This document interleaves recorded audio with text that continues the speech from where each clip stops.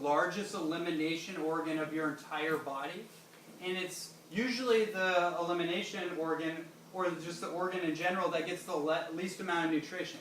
It's the very last thing to get nutrition. So in terms of beauty, enhancement, glow, shine, I'd say that's pretty important, wouldn't you?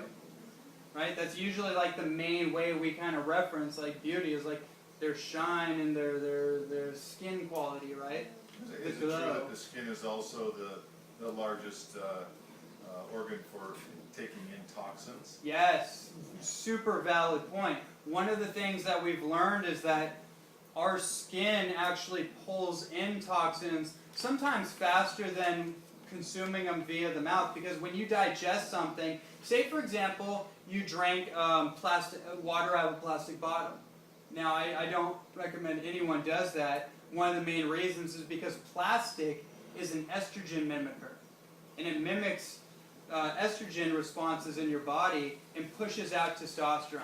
It pushes out all the vital growth hormones that you need, right? So, but the thing is, even if you drink out of plastic bottled water, your liver has time to manage it, right? It can block it off, it can inhibit it. If your liver is like in a good function, it can work with it and try to convert it out, right?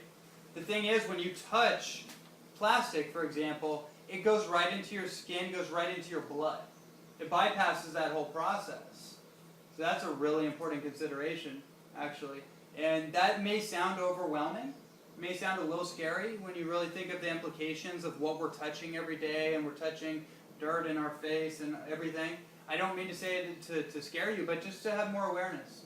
Yeah, especially around lotions and things. Yes. Yeah. Well, I think you brought up a really key point here. I'm glad you did, because cosmetics. If there's one kind of like branch or category of things I would say you should start eliminating, or better word, replacing, adding into your life, is natural cosmetics.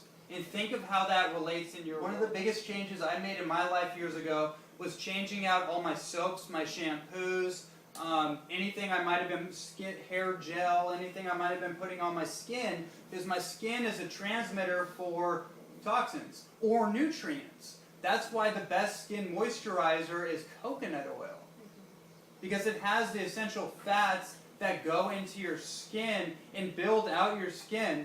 And I'll put this out there too, just a real quick aside. If anyone knows anyone with Alzheimer's, for example, I don't know if anyone's seen the studies that have been coming out lately in the research.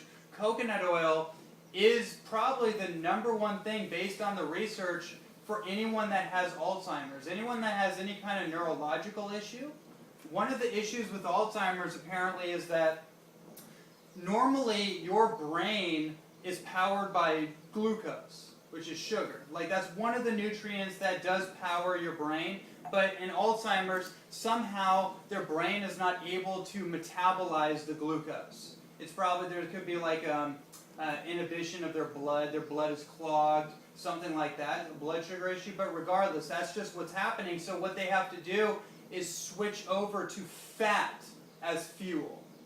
And coconut oil has medium chain fats that actually convert into the exact fats we call ketones that the brain uses as fuel.